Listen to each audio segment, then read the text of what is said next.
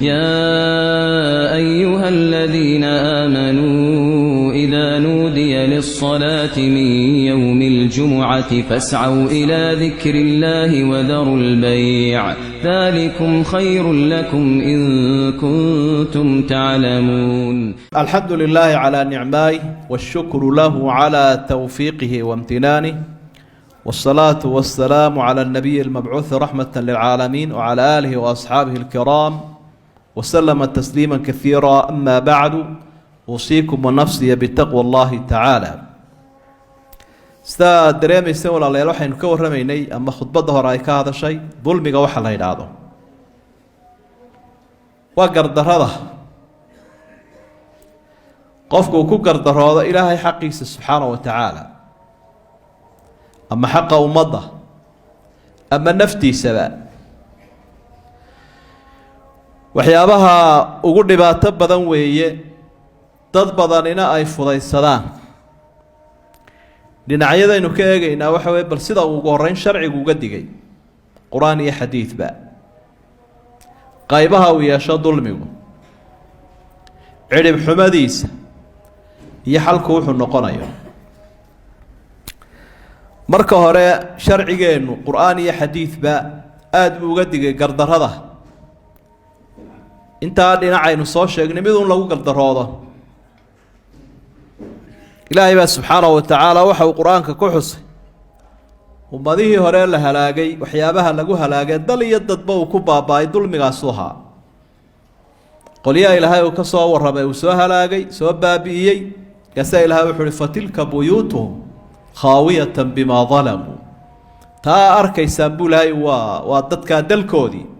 waa kaa dumay ee baaba-ay, dulmi ay galeen daraaddeed buu ku baaba-ay baa ilaahay ui subxaana wa tacaala. marka waxyaabaha ummadaha u dhammeeya ee si dhaqsa-ana loogu baabi'iyuu ka mid yahay gardarrada iyo dulmigu. nebigu calayhi salaatu wasalaam isaga oo ka warramaya ilaahay xaggiisa xadiid inooga sheegay xadiidalqudsi la idhaahdo, fariin buu ilaahay inooga keenay. rabbi waxau uhi yaa cibaadii innii xaramtu dulma calaa nafsi, addoommahaygiiow naftayda waan ka xaaraantinimeeya dulmiga, dhexdiinnana waxaan ka dhigay mid xaraama, ha isdulmiina, ha isku gardaroonnina baa ilaahay ui. fariintaa uu ilaahay inoo soo faray nebiga bi hada alxadiid alqudsiy uu ina soo gaadhsiiyey rasuulku sala allahu calayhi wasalam. isaguna ma dulmiin, dadkana dulmigu uga digaya. ilaahay weynaa ina abuuray iska keen lahaa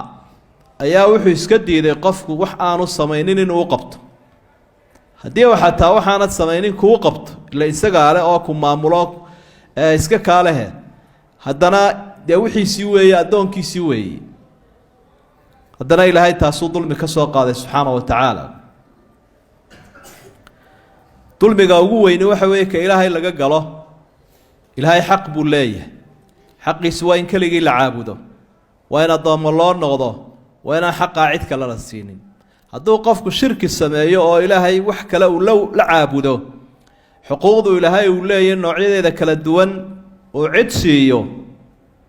waa ku gaaloobayaa. dulmiga u weyna wey. sidaa daraaddeed buu rasuulku sala allahu calayhi wasalam aayaddan ku fasiray gaalnimada.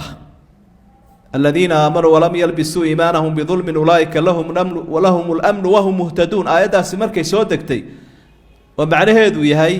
dadka mu'miniinta iimaankooda gardarro aan ku darin, nabadgelyona way leeyihiin, hanuunna way leeyihiin. asxaabtu arrintaa way ka yara yaabeenoo waxay idhahdeen dee qof waloo naga midiba dulmi wuu sameeyaaye miyaan iimaankiisii wax noqonayn, miyaan hanuunkii aanu ka xumaanayn. marka nebigu uu fasiray calayhi salaatu wasalaam, ila isagaa qur-aanka inoo fasiraya, waxau ihi dulmigaasi waa gaalnimada, ina shirka la dulmun cadiim. idan xalku waxa weeye qofku inuu si deg dega uga toobad keeno dulmigaana. haddii uu qofku adduunka kaga tago sidaa uu ku dhinto, rajo ma leh, lagama yaabo inuu janno galo qof gaalnimo ku dhintay, wanacuudu billaahi min dalik. qofka muslimkiina gaalnimo ma fudaydsado. dulmiga labaad waxa weeye ka addoonku dadka uu ka galo oo bani aadamka adduunka ay ku wada nool yihiin, gaal iyo islaam mid kastaba ha ahaadee, inuu ku xadgudbo oo xaq darro uu ku sameeyo kaasina waa dulmu bayna alcibaad waxyaabuu ka dulmihi kara qofku waxaa ka mid a dadka maalkooda maalka caamka ah buu wax ka cunayaa ama maalkii khaaska ahaa ee cid gaari lahayd ama dadkii ducafada ahaa sida agoontii ama xoolo kaloo sharcigu xaaraantinimeeyey sida ribadii ama dadkii buu boobayaa si kastaba ha ahaatee xaq aanu lahayn buu cid ka qaatay bani aadamka ka mid a oo xoolahoodiiya ilaahay baa subxaana wa tacaala qur-aan ka digo waxa uhi walaa ta'kuluu amwaalakum baynakum bilbaatil qur-aankaa ilahay inoogu digaya dhexdiisao xoolaha aan idin siiyeen idinku haysataan xaqdarraha ku kala cunina baa ilahay uhi waa dariiqo aan sharci ahayn magacii la doonada ha loo bixiye kol haddaanu ilaahay kuu xalaalaynin oo cid kale ay leedahay inaad qaadato waa dulmi wax aada u khatar badanna wey waxaa ka mid ah alictidaau calaa araadi lmuslimiin dulmiga qaybihiisa kala duwan kuwa u daran waxaa ka mid a dhulka inuu qofku ku xadgudbo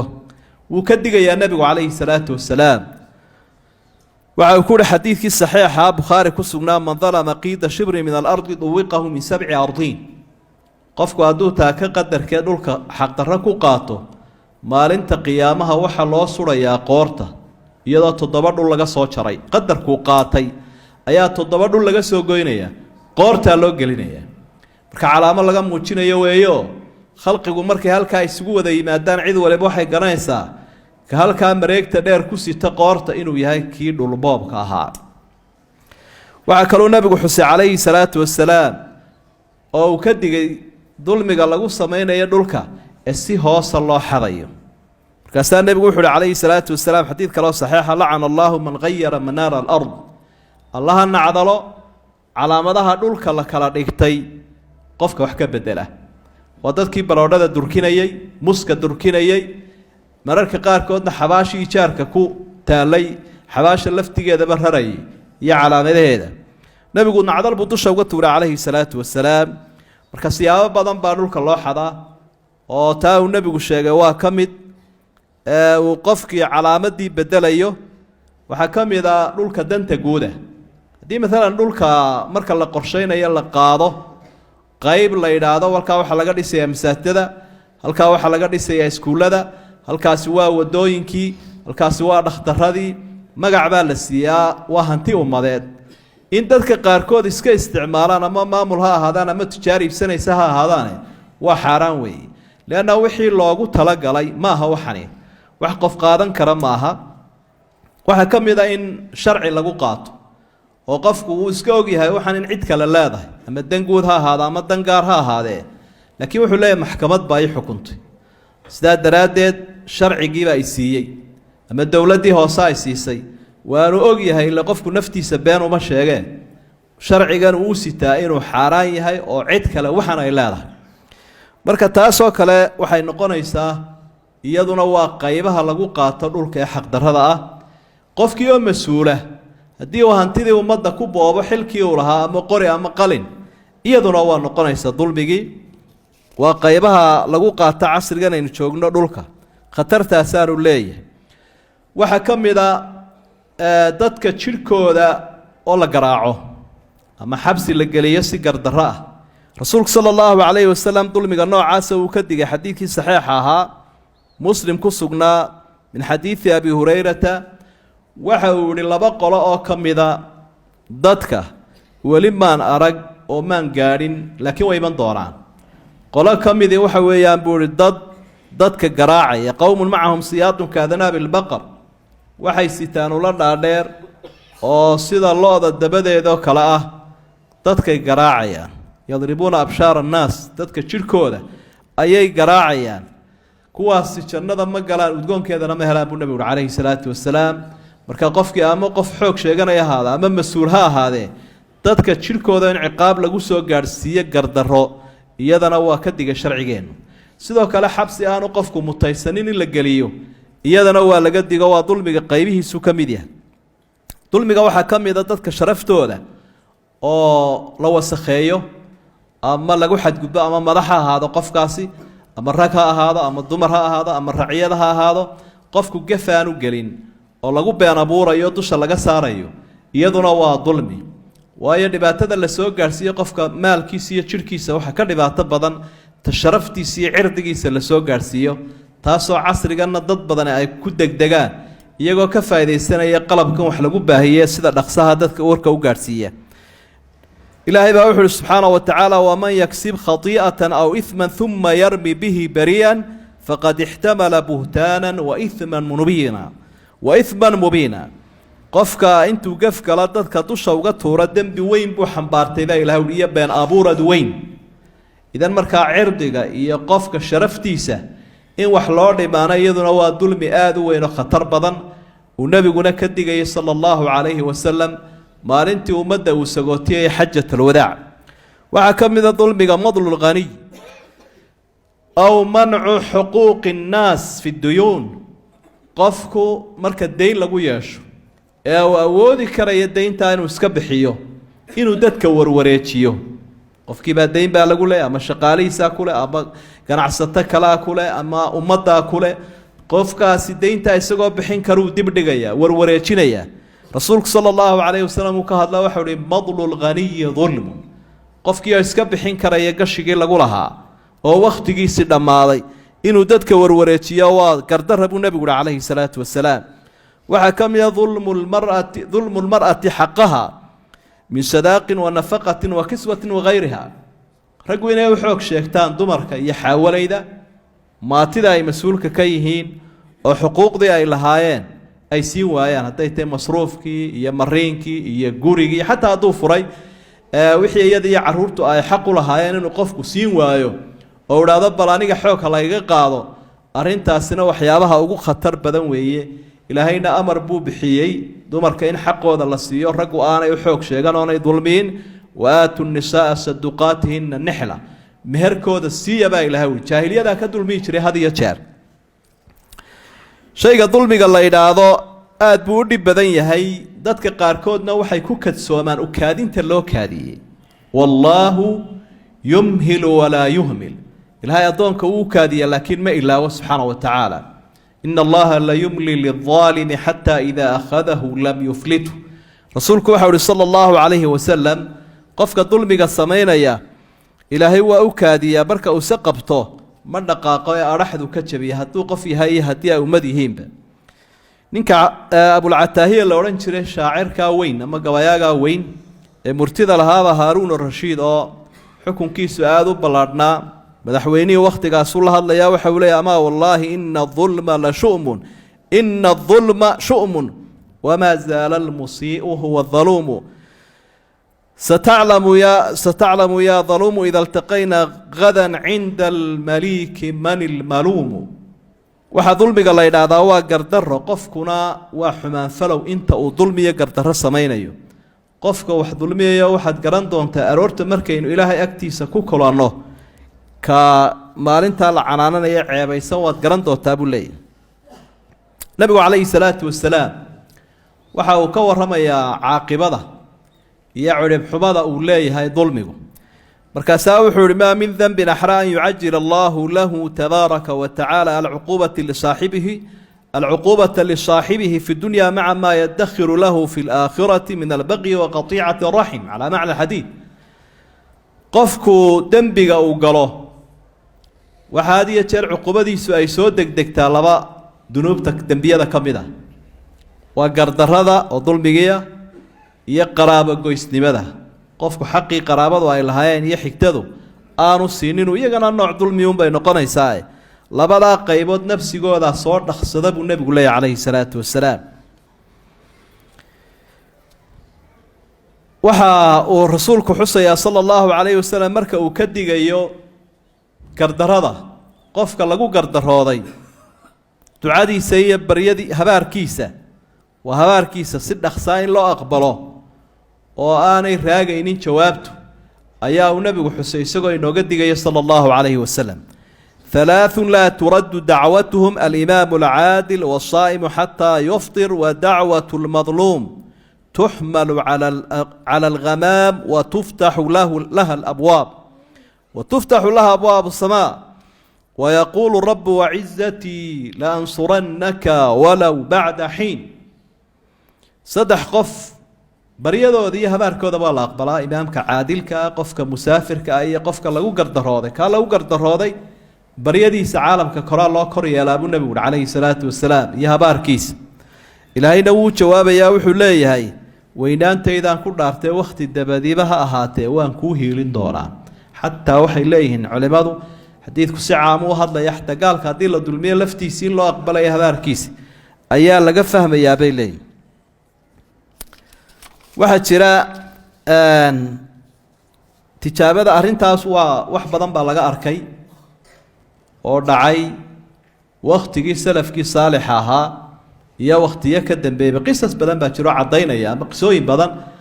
qofku haddii uu wax dulmiyo in jawaab dhaqsaahay ay u timaado haddaad akhrido qur-aanka kariimkaana qisooyinka waxyaabaha inoo cadaynaya waxaa ka mid ah dadku dulmigaa ay samayn jireen siduu ilaahay uga jawaabi jiray subxaana wa tacaala ummado dhadan u baabi'in jiray waxaad xusuusan tahay qisatu fircawn iyo halka arrinkiisa uu ku dambeeyey siduu ilaahay u dhexal wareejiyey reer banu israa'iil u dhaxleen asxaabtu ridwaanullaahi calayhim had iyo jeer kumay degdegi jirin cidda dulmida ama ku xadgudubta inay habaaraan laakiin xaaladaha qaarkood oo ay dulmigaa u adkaysan waayaan